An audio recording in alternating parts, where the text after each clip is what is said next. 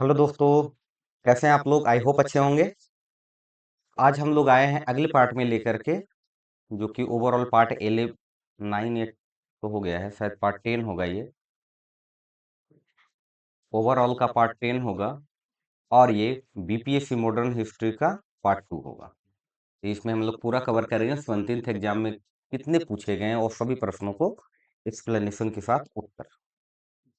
तो पहला प्रश्न, किसानों द्वारा विपत्तियों का सामना करने को उजागर करने के लिए सहजानंद सरस्वती ने किस समाचार पत्र को प्रकाशित किया था? तो इन्होंने प्रकाशित किया था लोक संग्रह को। ठीक है। और लोक संग्रह एक साप्ताहिक एक साप्ताहिक समाचार पत्र था। इसके अलावा इनके द्वारा कुछ और भी समाचार पत्र जो प्रकाशित किए गए, जैसे हकीकत हकीकत किसान मित्र, तो ये सब इनके द्वारा प्रकाशित किए गए प्रमुख समाचार पत्र हैं। फराजी आंदोलन के संस्थापक कौन थे? फराजी आंदोलन, तो देखिए, हाजी शरीयतुल्लाह, ये फराजी आंदोलन के संस्थापक थे। ये फराजी आंदोलन लगभग लगभग 19वीं शताब्दी में 1818 ईस्वी के आसपास शुरू हुआ था। ये भी एक धार्मिक सुधार आंदोलन था। ठीक है, धार्मिक सुधार आंदोलन था। ये जो शुरुआत जो इसकी की गई थी, ये की गई थी बंगाल के फरीदपुर जिला से। कहाँ से? मतलब बंगाल के फरीदपुर जिला से इसकी शुरुआत की गई थी। और इनकी जो नींव जो रखी थी मेनली ये हाजी शरीयतुल्लाह। और इसमें क्या मतलब कि मुस्लिम समाज में धार्मिक अनुशासन और शुद्धता को लेकर के मेन रूप से इनका आंदोलन था। ठीक है। और सभी को एक करना, एक और भी पर्पस ये था कि अंग्रेज और जमींदार वगैरह जो हैं इनके खिलाफ, जो ये लोग शोषण कर रहे हैं जनता का, इनके खिलाफ इस संगठन से आवाज उठाना। ठीक है। सभी तरह के जो किसान थे उसको सभी को एक करना। जब इनकी मृत्यु हो जाती है 1840 में, हाजी शरीयतुल्लाह की मृत्यु हो जाती है 1840 में, तो इनके पुत्र इस आंदोलन को आगे बढ़ाते हैं, जिसका नाम रहता है दद्दू मियाँ। ठीक है। और एक समय के बाद फिर दद्दू मियाँ को भी जेल में डाल दिया जाता है 1847 के आसपास। फिर जेल में ही इनकी 1862 में हो जाती है मृत्यु। उसके बाद ये आंदोलन धीरे धीरे धीरे धीरे खत्म हो जाता है। चलिए आगे देखते हैं। New lamp for the old किसने लिखा? ये लिखा है अरविंदो घोष ने। New lamp for the old Aurobindo Ghosh द्वारा लिखा गया है। ये एक लेख है। ये एक लेख है जो सबसे पहली बार इंदु प्रकाश में छपा था। एक समाचार पत्र था, समाचार पत्र इंदु प्रकाश, इसी में ये लेख छपा था, मतलब इसी में प्रकाशित हुआ। तो ये अरविंदो घोष द्वारा लिखा कब गया था? तो ये लिखा गया था 1893 और 94 के बीच में। पर्पस क्या था लिखने का? मेन रूप से इसमें इनका मेन जो था उद्देश्य, ये कांग्रेस की आलोचना लिखा गया था इसमें। क्या था? कांग्रेस की आलोचना। कांग्रेस की आलोचना था इसमें। आलोचना क्या किया गया था कांग्रेस का? कांग्रेस का जो आलोचना किया गया था, उनकी जो नरमपंथी नीति थी ना, उसके खिलाफ। ठीक है। चलिए, भारतीय राष्ट्रीय कांग्रेस के 1912 पटना अधिवेशन के अध्यक्ष कौन थे? तो ये थे आर एन मधलूकर। कौन थे? R N Mudholkar. तो आर एन मधलूकर जो थे, ये लगभग ये जो यहाँ जो हुआ था, ये 27वें नंबर का अधिवेशन था कांग्रेस का। ठीक है। ये 27वें नंबर का था। और इसमें इनका जो अगर पूरा नाम देखे, आर एन मधलूकर का पूरा नाम था रघुनाथ नाथ मधलुकर। ठीक है। तो ये एक्चुअली हुआ कहाँ था पटना में? तो पटना में हुआ था बांकीपुर में। ठीक है। और ये बिहार में पहला अधिवेशन था कांग्रेस का। तो बिहार में पहला अधिवेशन कौन सा था? पटना अधिवेशन। उसके बाद फिर काफी अधिवेशन हुए, गया में भी हुए थे। रामकृष्ण मिशन की स्थापना किसके द्वारा की गई? तो ये किया गया था 1897 में स्वामी विवेकानंद के द्वारा, रामकृष्ण मिशन की स्थापना। और ये किन के लिए किया गया था? तो ये अपने गुरु रामकृष्ण परमहंस को समर्पित किए थे। ठीक है। और रामकृष्ण परमहंस में इसमें दो तीन चीजें जो प्रमुख थी। मेन इनका सिद्धांत क्या था रामकृष्ण मिशन का? सिद्धांत था जीव सेवा ही शिव सेवा है। सिद्धांत क्या था? जीव सेवा ही शिव सेवा है। जीव सेवा ही शिव सेवा है। यही सिद्धांत के साथ इन्होंने अपने गुरु को समर्पित किया था ये मठ। और इसमें दो प्रमुख अगर मठ की बात करें तो रामकृष्ण परमहंस जैसे साधुओं का एक आध्यात्मिक संगठन था। और इसका एक प्रमुख मठ है बेलूर मठ है पश्चिम बंगाल में। फिर रामकृष्ण मिशन की अगर बात करें तो इस सेवा कार्यों के लिए एक अस्पताल टाइप का था। ठीक है। जिसमें स्कूल, अस्पताल, राहत शिविर, ये सब की चीजें चलती हैं इसमें रामकृष्ण मिशन में। तो एक था रामकृष्ण परमहंस, एक था रामकृष्ण मिशन। अगला प्रश्न, बिहार में भारतीय राष्ट्रीय कांग्रेस के 100 वर्ष किसके द्वारा संपादित किया गया? ये किया गया पीएन ओझा के द्वारा। पीएन ओझा के द्वारा। ये एक भारतीय इतिहासकार थे। अंग्रेजों ने राजधानी को दिल्ली कब स्थानांतरित किया? तो देखिए, स्थानांतरित तो पूर्ण रूपेण से हुआ है 1912 में। लेकिन यहाँ पे पूछ रहा है घोषणा ने कब स्थानांतरित हुआ? तो सही आंसर हो जाएगा 1912। क्योंकि जब ये जॉर्ज पंचम आए थे, जॉर्ज पंचम, ये आए थे 12 दिसंबर 1911 को। ठीक है। जब ये 12 दिसंबर 1911 को आए थे, इसी समय घोषणा हुआ था। तो उस समय लॉर्ड हार्डिंग के द्वारा एक घोषणा होता है जिसमें बंगाल से हटा करके भारत की राजधानी कर दी जाती है दिल्ली, और बंगाल को बिहार और उड़ीसा प्रांतों के साथ अलग कर दिया जाता है। एक बिहार, बंगाल प्रांत से बिहार को और उड़ीसा को एक साथ अलग कर दिया जाता है, जिसकी औपचारिक घोषणा होती है 12 दिसंबर 1911 को। ठीक है। तो मतलब इनडायरेक्टली जो बंगाल का जो विभाजन हुआ था उसको इनको रद्द करना था। लेकिन रद्द कर तो किया भी और नहीं भी किया, जैसे आप समझे। बंगाल विभाजन तो रद्द हो गया, लेकिन बंगाल से हटा के बिहार अलग कर दिया। उसके बाद में फिर वहां से राजधानी हटा दी गई। तो कहीं ना कहीं कुछ चीजें अलग टाइप की ही हुई थी उस समय। और जॉर्ज पंचम के साथ साथ वहां पे महारानी मैरी भी आई थी और उनके स्वागत में दिल्ली दरबार आयोजन किया गया था। ये सब चीजें हुई थी वहां पे। ठीक है। अगला प्रश्न, करो या मरो का नारा किसने और कब दिया था? देखिए, करो या मरो का नारा जो दिया गया था, ये दिया गया था गांधी जी ने दिया था भारत छोड़ो आंदोलन के दौरान। ठीक है। तो भारत छोड़ो आंदोलन कब हुआ था? 1942 में। इसकी जो शुरुआत अगर जो कहा जाए तो ये हुआ था 8 अगस्त 1942। तो गांधी जी द्वारा कुछ वक्तव्य ऐसा था कि जैसे संपूर्ण आजादी से कम या किसी भी चीज से मैं संतुष्ट नहीं हो सकता। और उसके बाद इन्होंने एक मंत्र के रूप में दिया था करो या मरो। इसका मेन पर्पस क्या था कि या तो हम भारत को आजाद कराएंगे, नहीं तो आजाद कराने के समय ही हम अपने आप को शहीद कर देंगे या शहीद हो जाएंगे। मतलब अपनी पूरी क्षमता का प्रयोग करेंगे। फुची का फुची टू से मिलान करके सही उत्तर का चयन कीजिए। तो देखिए,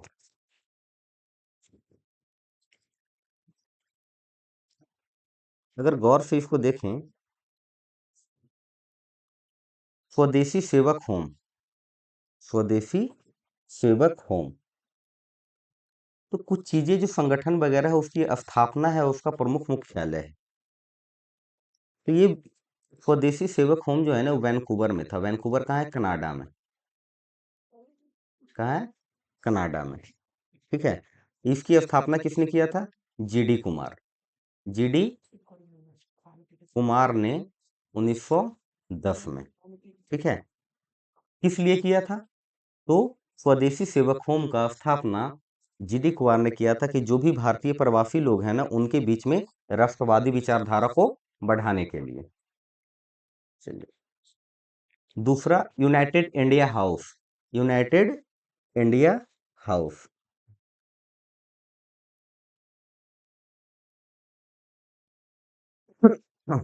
ये यूनाइटेड इंडिया हाउस किया गया था सियाटल में।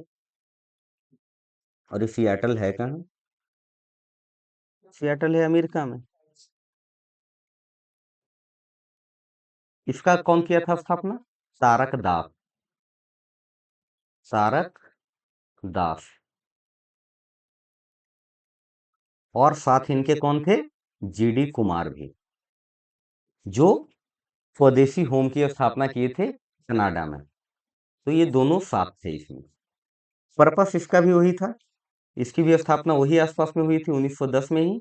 और मेन जो पर्पस था, जितने भी जो क्रांतिकारी गतिविधि वगैरह जो हो रहा है ना, सभी को एक जगह संगठित करना। फिर युगांतर आश्रम। युगांतर आश्रम की शुरुआत की गई थी सैन फ्रांसिस्को में। ठीक है। और ये भी कहाँ है? अमेरिका में ही। तो इसकी स्थापना का मेन जो ये देखा जाए तो युगांतर आश्रम में ही वहां पे था। लाला हरदयाल द्वारा जो शुरू किया गया था, गदर पार्टी का मुख्यालय था। क्या था? गदर पार्टी का मुख्यालय। ठीक है। उसके बाद आईएनए या आजाद हिंद फौज, इसकी स्थापना तो रंगून में। और रंगून का था म्यांमार में। तो मेन सुभाष चंद्र बोस जब द्वितीय विश्व युद्ध के दौरान जब यहाँ से निकले थे तो उन्होंने सिंगापुर के साथ रंगून को भी अपना एक आईएनए का मुख्यालय के रूप में बना लिया था। ठीक है। तो ये सुभाष चंद्र बोस से रिलेटेड है। तो पहला का ए, दूसरा का बी, तीसरा का सी, चौथा का डी। तो सही आंसर क्या हो जाएगा इसका? ये डी।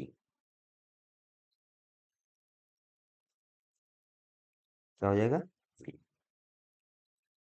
ठीक है। तो अगला प्रश्न है, मुस्लिम लीग ने प्रत्यक्ष कार्रवाई दिवस कब मनाया? तो देखिए, मुस्लिम लीग ने प्रत्यक्ष कार्रवाई दिवस मनाता है 16 अगस्त 1946 को।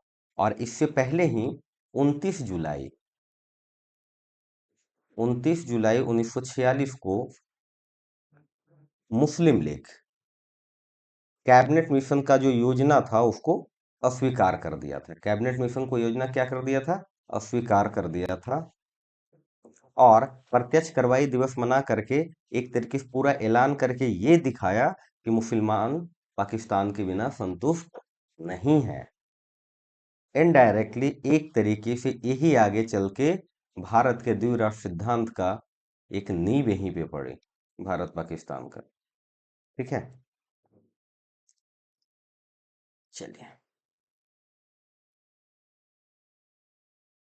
निम्नलिखित को सुमेलित करके सही उत्तर का चयन कीजिए। तो कुछ समाचार पत्र है, उसके संपादक। ये फ्री हिंदुस्तान। तो फ्री हिंदुस्तान किसके द्वारा शुरू किया गया था? तो ये जो है शुरू किया गया था तारकनाथ दास। किसके द्वारा? तारकनाथ दास के द्वारा। Indian opinion, Mahatma Gandhi. Voice of India, दादा भाई नौरोजी। बंगाली, सुरेंद्र नाथ बनर्जी। ये प्रमुख संपादक थे इसके, और ये सब समाचार पत्र थे। तो सही आंसर क्या हो जाएगा? पहला का डी। तो पहला का डी यहाँ है, पहला का डी यहाँ है, दूसरा का ए, दूसरा का ए यहाँ है। तो सही आंसर हो जाएगा ये। ठीक है। आगे देखते हैं। निम्नलिखित को सुमेलित करके सही डेटा कूटों का चयन कीजिए। कुछ राजनीतिक संगठन है और उसके संस्थापक। ठीक है। जैसे खाकसार। तो खाकसार के संस्थापक कौन थे? खाकसार के संस्थापक थे इनायतुल्लाह मशरिकी। कब हुई थी स्थापना? 1931 में। सोशलिस्ट पार्टी, सोशलिस्ट पार्टी बनाया गया था जयप्रकाश नारायण के द्वारा 1934 में। ठीक है। Independent labour party, independent labour party बनाया गया था भीमराव अंबेडकर के द्वारा 1936 में। फॉरवर्ड ब्लैक, सबको लगभग पता होगा, फॉरवर्ड ब्लॉक की स्थापना सुभाष चंद्र बोस ने किए थे 1939 में, जब इन्होंने कांग्रेस के अध्यक्ष पद से इस्तीफा दिया था। ठीक है। कौन सा सही आंसर हो जाएगा? पहला का बी, दूसरा का सी। पहला का बी, दूसरा का सी, ये है तो सही आंसर हो जाएगा बी। ठीक है। अगला प्रश्न देखते हैं।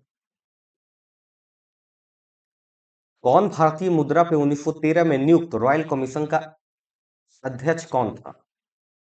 भारतीय मुद्रा पे तो उसके लिए कौन सा नियुक्त किया गया था रॉयल कमीशन का अध्यक्ष? तो ये किए गए थे सर ऑस्टिन चैम्बरमैन। ठीक है। और किस लिए इसका ब्रिटिश ने गठन किया था? तो ब्रिटिश द्वारा मुख्य रूप से गठन किया गया था मुद्रा वित्तीय प्रणाली और रुपया की जो कैसे इसकी स्टेबिलिटी बने रहे उसकी समीक्षा के लिए। ठीक है। मुद्रा समीक्षा के लिए इस समिति का गठन किया गया था, रॉयल कमीशन, और जिसके अध्यक्ष कौन थे? चैम्बरलैन। और देखिए एक चीज ये और, इसी चीजों को आगे चल के पहले अगर जो क्या था कि भारत का जो मुद्रा था वो सिल्वर पे आधारित थी, जबकि इंग्लैंड का मुद्रा गोल्ड पे। ठीक है। तो इसीलिए इन चीजों में आपस में एक विरोधाभास हुआ, तो इन विरोधाभास को देखते हुए एक मुद्रा नीति पे पुनर्विचार करना जरूरी हो गया। तो इसी के लिए आगे चल के रॉयल कमीशन का गठन हुआ और उसके अध्यक्ष थे चैम्बरमिल लीन। ठीक है। आगे देखते हैं। निम्नलिखित में कौन भारत सरकार अधिनियम 1935 की एक विशेषता में नहीं है? तो देखिए भारत सरकार अधिनियम ये एक बहुत ही एक अच्छा अधिनियम था। वर्तमान के जो हमारे संविधान है उसमें भी बहुत सारी चीजें उसकी ली गई है। जैसे पहला इसका एक पॉइंट है संघीय व्यवस्था। क्या था? संघीय व्यवस्था। संघीय व्यवस्था मतलब कि भारत जो है एक संघ का प्रस्ताव दिया गया था, ये दिया गया था 1935 ही अधिनियम में। उसके बाद दिया गया कार्यपालिका और विधायिका का जो द्वैध शासन है ना उसका पुनर्स्थापन करना। कार्यपालिका और विधायिका का मतलब कि प्रांतीय स्तर पे तो द्वैध शासन को क्षमा समाप्त कर दिया गया, लेकिन उसको पूर्ण रूप से केंद्र में लागू करने का प्रस्ताव किया गया। ठीक है। तो प्रांतीय स्वायत्तता तो दी गई, मतलब कि इसको जो द्वैध शासन चल रहा था उसको खत्म कर दिया गया। और क्या किया गया? केंद्र और राज्यों के बीच में शक्तियों का विभाजन। केंद्र और राज्यों के बीच में शक्तियों का विभाजन ये बहुत जरूरी था कि किसके पास क्या पावर रहेंगे। तो ये किया गया था अधिनियम 1935 में। फिर नगरपालिका का प्रावधान भी इसी में आया था। वोट देने का अधिकार जैसे किसको था उस समय इस नियम के अनुसार से? कुछ खास लोगों को, जैसे जो संपत्ति वाले हैं, शिक्षित लोग हैं, आय है अच्छा, उन लोगों पे। तो संपत्ति, शिक्षा और आय पे आधारित था मुख्य रूप से वोट देने का अधिकार।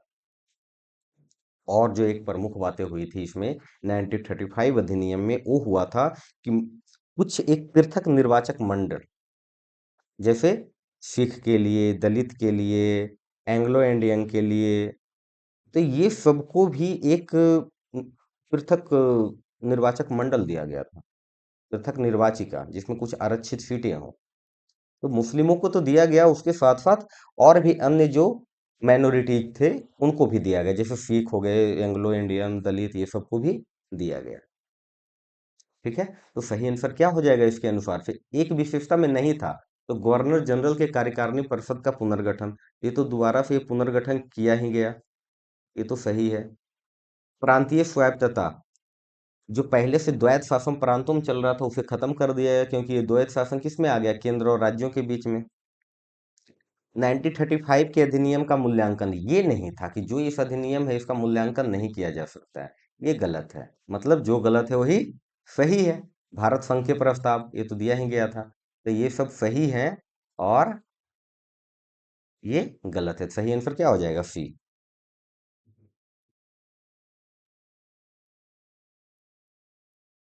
राजनीतिक रणनीति संघर्ष विराम संघर्ष अथवा एसटीएफ किस आंदोलन के नारे से प्रख्यात हुई? तो एसटीएफ का मतलब होता है स्ट्रगल ट्रस्ट स्ट्रगल। संघर्ष करो, थोड़ा रुक जाओ, फिर संघर्ष करो। ये कौन से आंदोलन में दिया गया? देखिए, इसका किसी एक आंदोलन से संबंधित नहीं था। अगर जो देखे पुराना, जो गांधी जी का पहले से भी बहुत सारे आंदोलन रहे जिसको बीच में रोक दिया गया था। एक इनका प्रमुख आंदोलनों में से था जिसमें चौरी चौरा का जो हत्याकांड हो जाता है, उसमें कुछ उत्तेजक होकर प्रोटेस्ट करने वाले लोगों ने थाने को जला देते हैं, तो उसके बाद उन्होंने आंदोलन को रोक देते हैं, तो वो भी संघर्ष विराम संघर्ष कहा जा सकता है। तो बहुत सारे ऐसे आंदोलन थे, लेकिन इसका जो थोड़ा सा अगर जो बढ़ा ये आगे चल के, तो ये सविनय आंदोलन से। सविनय अवज्ञा आंदोलन जो था उस समय इसको थोड़ा सा ये ज्यादा बढ़ गया। और ये कोई एक क्षणिक नहीं था, एक बहुत ही एक दीर्घकालीन राजनीति की रणनीति थी संघर्ष विराम संघर्ष। और असहयोग आंदोलन में जैसे छोड़ा गया था, लेकिन ज्यादा इसको जरूरत जो पड़ी और ज्यादा इन लोगों ने इस पे ध्यान दिया कि ऐसा करना है दीर्घकाल तक, जब तक हमें आजादी मिल ना जाए। चाहे आप गांधी इरविन समझौता से इसको लेकर के देखिए, सब संघर्ष विराम संघर्ष का ही एक उदाहरण है। इसलिए किसी एक समय नहीं हुई थी, लेकिन प्रख्यात ये हुआ था सविनय अवज्ञा आंदोलन से। ये नारा संघर्ष विराम संघर्ष का प्रख्यात हुआ था सविनय अवज्ञा आंदोलन से। ठीक है। लेकिन इसमें कुछ वैसा ऑप्शन है नहीं और होना भी नहीं चाहिए, या तो इनमें से एक से अधिक या कुछ ऐसे होगा। तो बीपीएससी ने इस क्वेश्चन के आंसर हटा दिए, मतलब कि इस क्वेश्चन को ही बीपीएससी ने फाइनल आंसर की से हटा दिया। ठीक है। तो इसका कोई भी सही आंसर नहीं होगा, सविनय अवज्ञा आंदोलन इसमें है भी नहीं। ठीक है। तो इसको बीपीएससी ने अपने क्वेश्चन के आंसर शीट से हटा दिया। भारत छोड़ो आंदोलन के दौरान बहुत से स्थानों पर राष्ट्रीय सरकारें स्थापित की गई। ठीक है। तो अलग अलग जगहों पे जो सरकारें स्थापित की गई, कहाँ कहाँ क्या की गई, कौन सी सरकार, जैसे रैयती सरकार। तो रैयती सरकार खेड़ा में नहीं, रैयती सरकार की स्थापना जो हुई थी बड़दौली में। ठीक है। ये कहाँ हुई थी, बड़दौली में।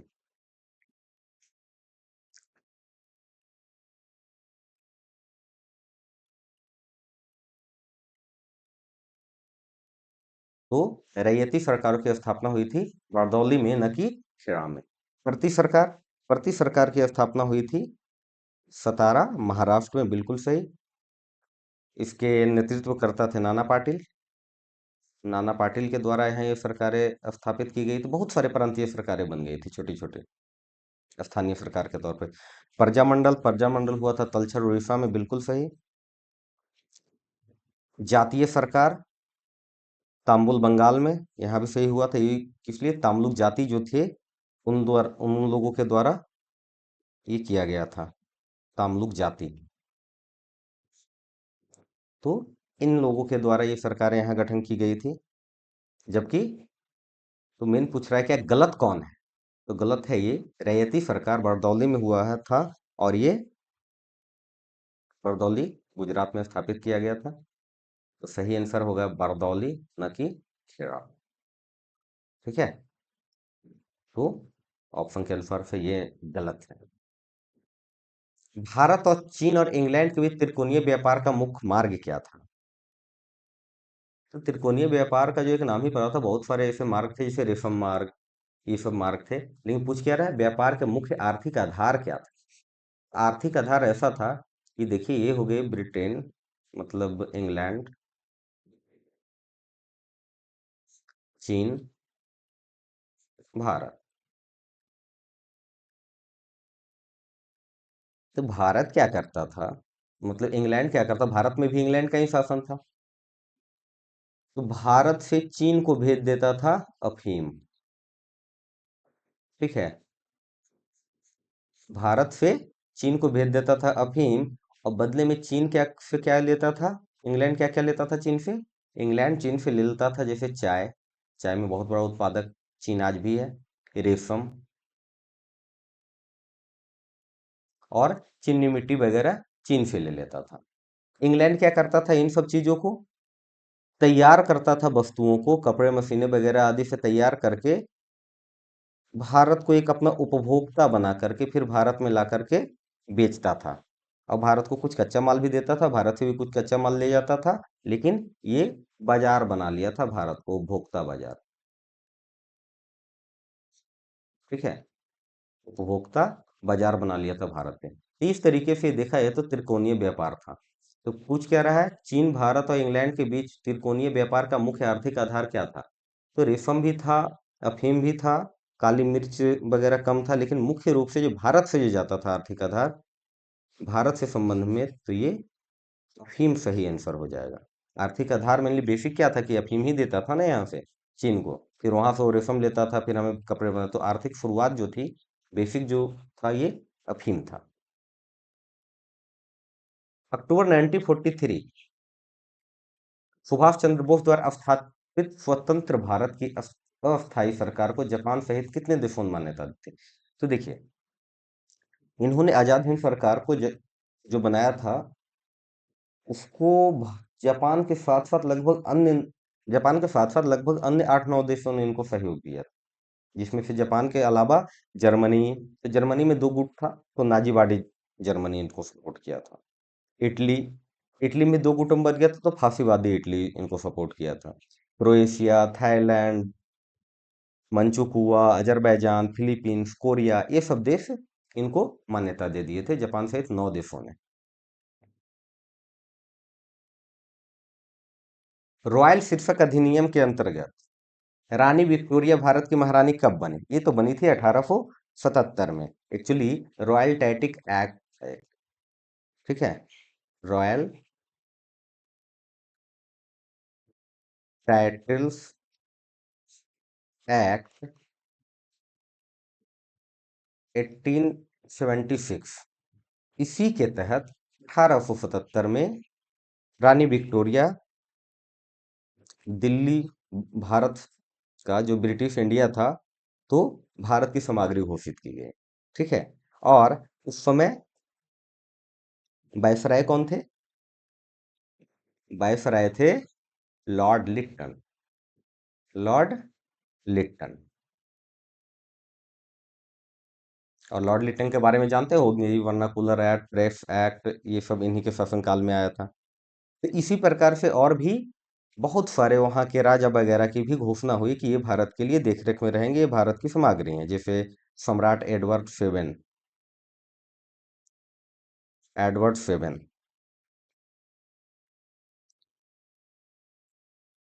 कभी आए थे, इनको किया गया था 1903 में। उसी प्रकार से जॉर्ज पंचम, इनको किया गया था 1911 में। और इसी समय बंगाल विभाजन को रद्द भी किया गया था, इन्हीं के समय में, जब दिल्ली दरबार में उपस्थित थे। और बंगाल से अलग करके एक नया प्रांत बना दिया गया था बिहार और उड़ीसा के साथ। और बंगाल विभाजन को रद्द कर दिया गया था। और एक महत्वपूर्ण जो घोषणा हुई थी जॉर्ज पंचम के समय ही, जब वो भारत आए हुए थे, क्या, बंगाल से हटा के राजधानी घोषित कर दिया गया था दिल्ली को। और भी कुछ इसी में हुई थी घटनाएं। इन्हीं के समय में कुछ बम भी गिराए गए थे भारतीयों द्वारा। तो इस तरीके से 17th बीपीएससी का ये सारे क्वेश्चंस कंप्लीट होते हैं। मॉडर्न हिस्ट्री का एक पार्ट 2 है, ओवरऑल ये पार्ट 10 है। तो थैंक यू सभी को, जो लोग नए हैं कृपया करके मेरे विद्यार्थी पीसीएस को लाइक, शेयर और सब्सक्राइब कीजिए। कैसा लगता है मेरा वीडियो कमेंट करके बताइए।